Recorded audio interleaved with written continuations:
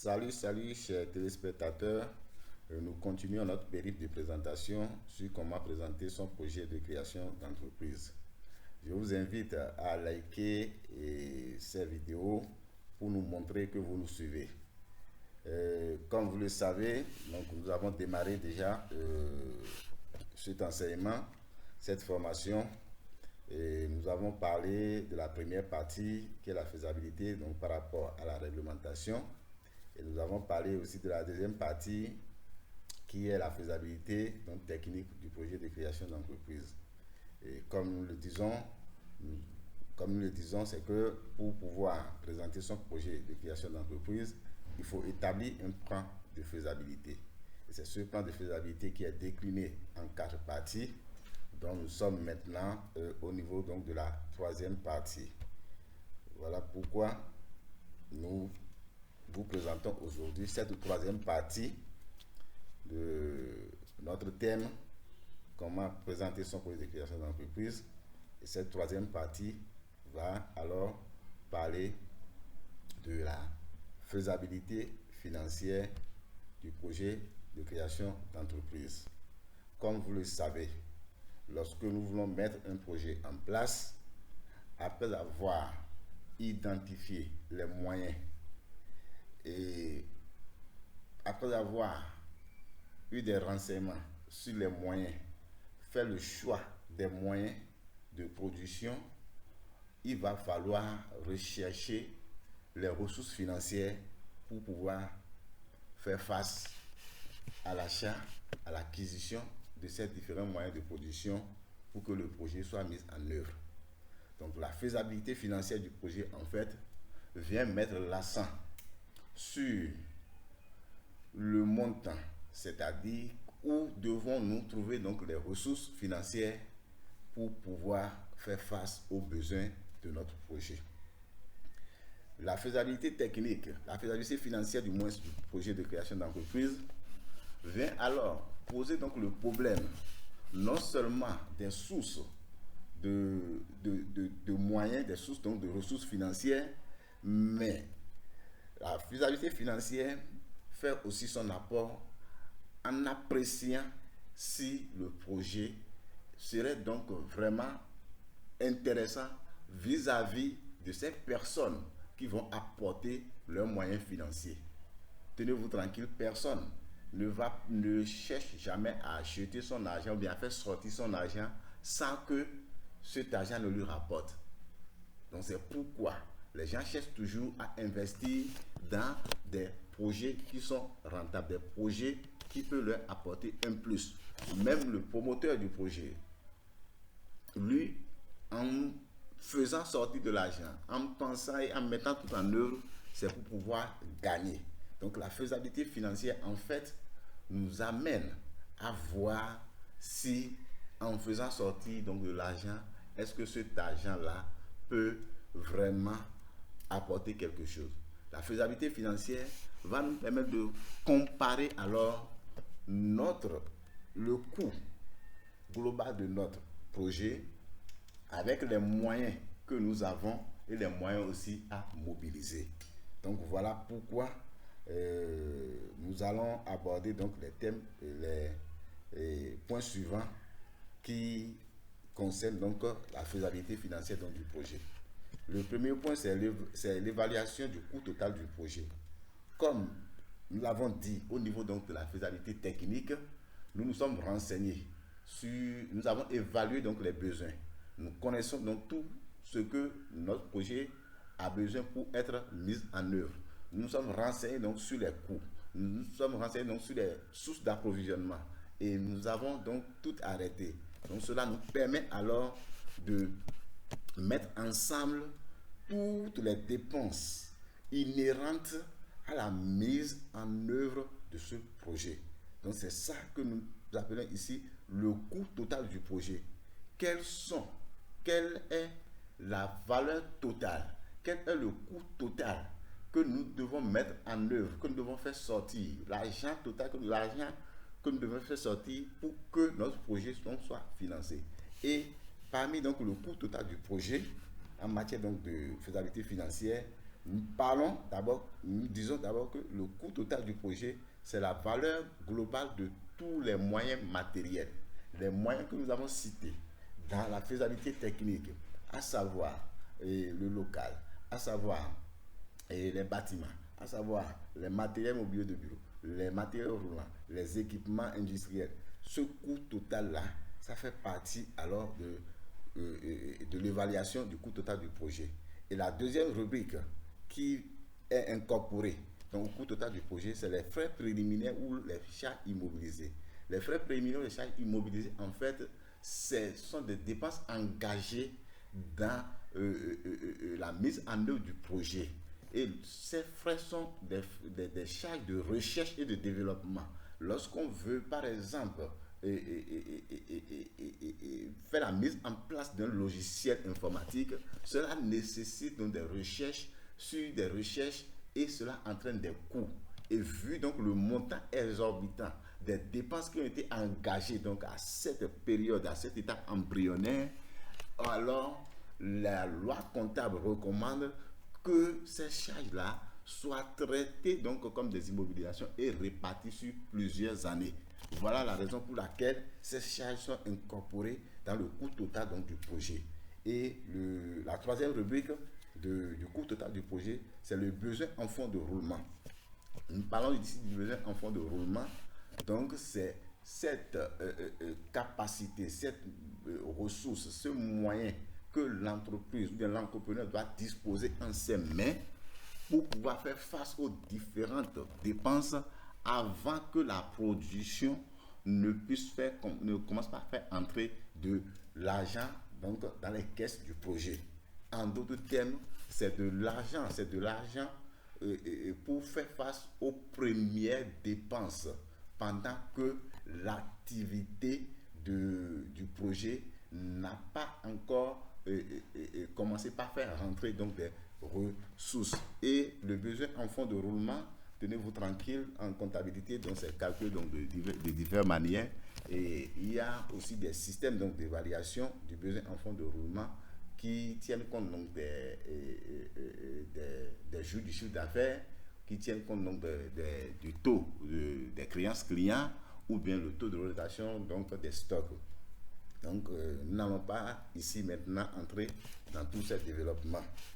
Et le deuxième point que nous aurons à étudier, donc, dans la faisabilité financière donc, du projet, c'est de parler par rapport donc, au montant des apports personnels.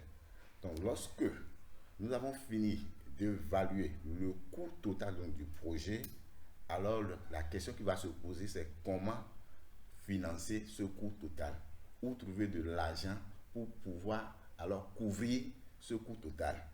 Et il y a deux méthodes, il y a deux manières de procéder. Donc la première manière, donc, c'est de pouvoir faire des apports personnels.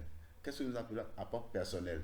Donc c'est la capacité financière donc, du promoteur, du créateur, donc ces ressources qui lui sont propres, ces ressources dont il dispose lui-même et qu'il peut mettre à disposition pour pouvoir financer son projet. Et les ressources donc, que dispose donc le promoteur, ça peut être donc son épargne, ça peut être donc de l'héritage qu'il a obtenu, ça peut être le love money, c'est-à-dire les aides qu'il a reçues des parents, des amis et de toutes les personnes, ainsi de suite. Donc,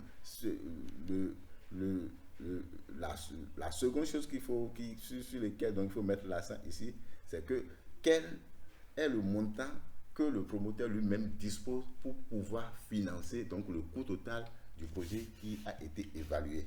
Et une fois qu'il a défini ce montant, c'est-à-dire des apports personnels, l'apport personnel peut couvrir la totalité, comme ça ne peut pas couvrir la totalité. Lorsque ça couvre la totalité du coût du projet, alors le promoteur, il est indépendant, il peut mettre son projet en œuvre. Mais au cas où les apports personnels n'arrivent pas à couvrir donc, le projet, il va falloir maintenant que le promoteur du projet fasse recours au financement externe. Donc, il doit rechercher en dehors de lui, il doit rechercher dans son environnement le montant complémentaire pour pouvoir boucler le coût total donc du projet. Et dans la recherche maintenant de ce financement, il va déterminer le montant à rechercher. Et le montant à rechercher donc, serait donc la différence entre le coût total et ses apports personnels. Et ce montant sera recherché alors sur le marché financier dans son environnement. Ça peut être donc un recours, le recours au prêt bancaire, c'est ça qui est la formule classique. Et on peut aussi donc faire appel à des business angels. On peut aussi faire appel donc au crowdfunding. Donc il y a plusieurs manières donc de rechercher alors le financement externe. Mais toujours est-il que dans cette phase de faisabilité financière, il faut savoir alors quelle est la part, le montant de financement qu'on doit rechercher à l'extérieur. Et dans cette phase, il faut mettre maintenant l'accent sur le choix du mode de financement. Est-ce que je dois recourir donc à un prêt bancaire? Ou bien est-ce que je dois recourir donc à un capital risque? Est-ce que je dois recourir alors au microcrédit? Comment je vais alors trouver donc ce complément? Et c'est en mettant ce complément dans ce projet que nous allons aboutir maintenant à calculer donc le cash flow du projet. Donc le cash flow du projet, en fait, c'est la capacité d'autofinancement. Lorsque nous avons notre projet et que nous avons le coût total, nous avons le montant de nos apports et le financement extérieur, quand nous avons commencé par mettre donc le projet en œuvre, les années assurent, le projet doit croître, les ventes, les productions doivent augmenter. Mais voilà que ce dont nous avons calculé au départ, c'est pour la première année. Donc notre projet doit être en mesure de dégager des cash flows qui ne sont rien d'autre que la capacité à créer des ressources additionnelles pour pouvoir financer le projet lui-même. Et ça se fait au travers donc, des calculs financiers donc, qui se font, que nous ne pouvons pas donc, détailler ici. Donc voilà ce dont traite la faisabilité financière. La faisabilité financière, il met l'accent sur le coût total, le montant de l'apport personnel et le montant donc, du financement externe. Et une fois que le projet est mis en œuvre, donc les vérifications doivent être faites pour voir si le projet en lui-même peut produire des ressources pour financer sa croissance, pour financer son développement. Et un projet qui n'arrive pas à dégager des ressources additionnelles, qui n'arrive pas à dégager des marges pour couvrir les dépenses, pour couvrir donc les charges et en avoir de réserve pour pouvoir faire face à la croissance du projet, n'est pas donc un projet du point de vue financier viable. Donc voilà ce dont traite la faisabilité donc financière et le calcul du cash flow du projet. Donc ça se fait donc avec des formules, des formules de mathématiques financières que nous ne pouvons pas exposer ici. Donc voilà de façon brève ce que nous pouvons alors dire par rapport donc à la faisabilité financière donc, du projet. Donc pour finir, nous dirons que la faisabilité financière du projet nous permet alors de comparer le coût total du projet à notre apport personnel et voir si notre apport personnel peut couvrir le coût total. Si cela ne peut pas couvrir, alors nous ferons recours à un mode de financement externe. Et ce mode de financement externe, c'est à nous de choisir en fonction des propositions du marché, en fonction des taux d'intérêt et en fonction aussi du besoin de notre projet. Et nous avons donc la possibilité entre les crédits bancaires et les crédits des microfinances qui sont donc des formules classiques utilisées pour pouvoir financer des projets. Il y a aussi d'autres modes de financement comme le crowdfunding, il y a d'autres modes de financement comme les business angels, il y a d'autres modes de financement comme le capital risque qui sont des manières, il y a aussi d'autres modes de financement qui font partie donc des subventions de l'État, donc tout et tout. Et lorsque nous avons fait tout cela et que nous avons lancé notre projet et qui peut nous permettre de lancer notre projet, nous devons nous rassurer que notre projet, une fois lancé, peut alors dégager des marges, peut alors dégager des ressources additionnelles pouvant permettre de couvrir les dépenses ou bien les charges que va induire la croissance du projet, parce que notre projet est appelé à croître et le financement de la croissance du projet est assuré en partie par donc notre cash flow.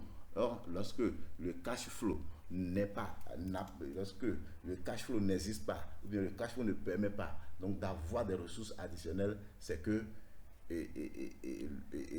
personne n'oserait alors investir ses sous dans ce projet-là. Voilà ce que nous pouvons dire donc par rapport à cette troisième partie. Il reste donc la dernière partie que nous aborderons dans la suite. Et cette dernière partie va nous parler alors de la faisabilité économique.